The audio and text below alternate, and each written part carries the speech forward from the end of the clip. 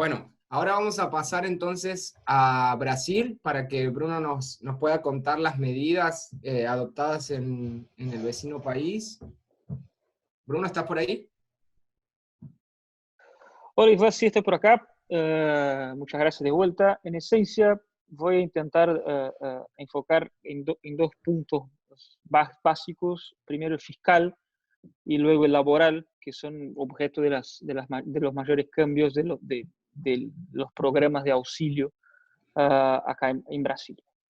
En lo que es el fiscal tributario, primero, en cuanto a exoneraciones, se pautó exoneraciones de los impuestos de importación y lo que son los impuestos indirectos a medicamentos, a artículos de salud necesarios a la pelea del coronavirus. Uh, También uh, se extendieron los plazos de declaraciones de impuestos que eran debidos ahora el 30 de abril, se pasaron a 30 de junio, sea para individuos o también para empresas. Brasileros, sean empresas o individuos que tengan más de $100.000 en el exterior, también necesitan hacer una declaración al Banco Central de Brasil. Esa declaración tenía plazo el 5 de abril, se pasó a 1 de junio, entonces esos plazos se dilataron. Los plazos de pagos de los impuestos de marzo, abril y junio también se han postergado. Eso en parte son algunas de las medidas que el gobierno central ha tomado.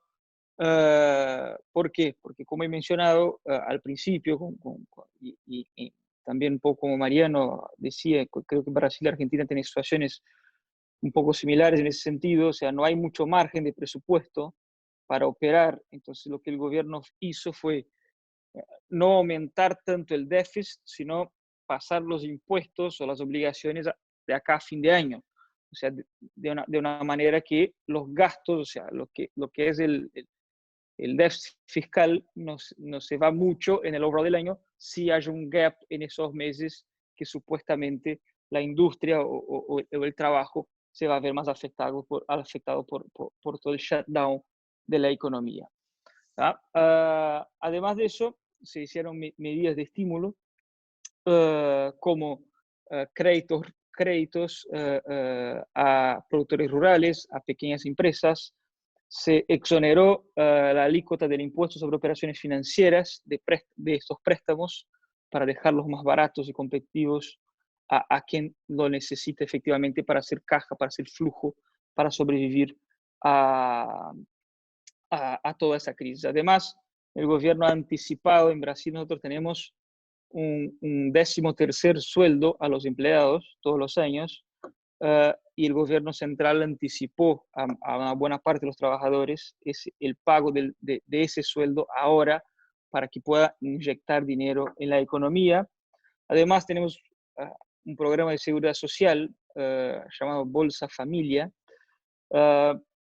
donde se está agregando si las condiciones para entrar a ese programa de transferencia de renta se han puesto menos duras, y está agregando 1 millón de personas a ese programa para también distribuir renta, dar dinero, de una forma de dar dinero a la gente para que pueda seguir consumiendo algo. Además de eso, es importante acordarse que, así como la mayoría de los países en desarrollo, Brasil tiene una gran parte de su mano de obra de forma informal, o sea, no son empleados en nómina.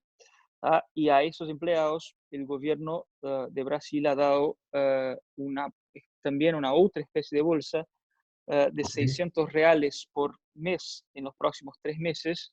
R$600 hoy son aproximadamente $110, $120 al mes.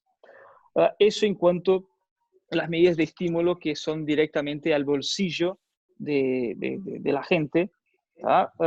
Además, en lo que son el payroll de las empresas, una parte del payroll así como en Estados Unidos, se ha postergado el pago de esos primeros 3 meses para el segundo semestre, y una otra parte que es una contribución al sistema S, que es un sistema de entrenamiento de profesionales y demás, se ha reducido a 1/3 la contribución del payroll. Entonces, se ha bajado un poco lo que es el costo del funcionario en Brasil, que es un costo muy alto en relación a lo que paga. El costo indirecto del funcionario es un costo muy alto en relación al sueldo que el empleado efectivamente gana. En cuanto a los plazos tributarios, o sea, los plazos de discusión de demandas procesuales administrativas se han suspendido. Asimismo, las auditorías in loco de empresas por ese periodo de tiempo, ante la autoridad fiscal brasileña, que se llama Receita Federal do Brasil. Y además de todo eso, no se puede, o sea, todos los plazos que son los certificados de crédito, etcétera, se han prorrogado de forma automática, más allá que el contribuyente no esté al día en esos meses. Okay. Eso en cuanto a la materia fiscal. Lo que es laboral, y ahí es importante un poco de contexto, y estoy intentando hacerlo rápido para avanzar, pero un poco de contexto es, nosotros veníamos de 12 años de un gobierno laboral, de un gobierno de izquierda, y ya el año pasado, en 2019, Brasil ha aprobado una reforma laboral ya bastante abrangente, muy Bastante pro. profunda. Correcto, ¿Mm?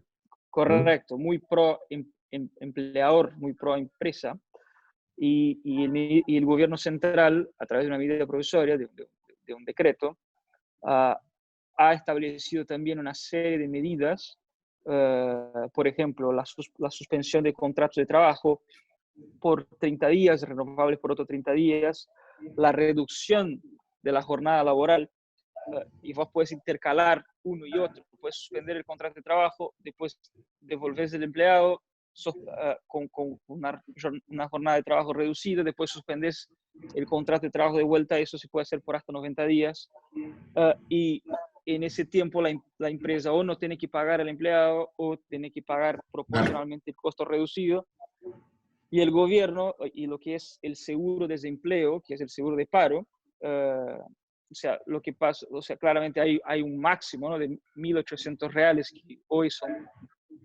$400 aproximadamente, que el gobierno complementa la renta del empleado por mes en estos casos. Además de eso, el gobierno permitió ahora, y eso se está haciendo, es objeto de recursos en tribunales y demás, pero acuerdos individuales de trabajo, lo que permite que la empresa que trabajas te llame para discutir individualmente la relación de trabajo con cada empleado, no por grupos o por sindicatos. Esos objetos de recursos y demás, pero en fin.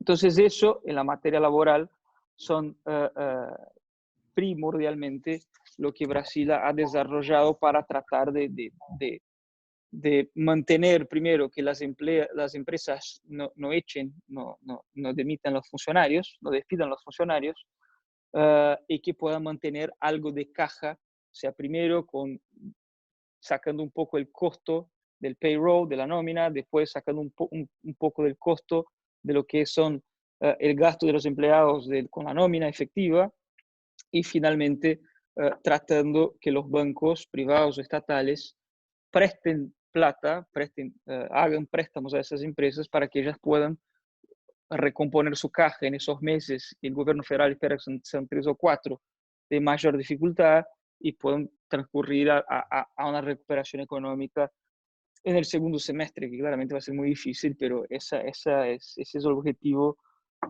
del gobierno central. Entonces, eso son las principales medidas que Brasil ha implementado para tratar de pelear, ¿no?, y de disminuir un poco el efecto de la pandemia que estamos viviendo.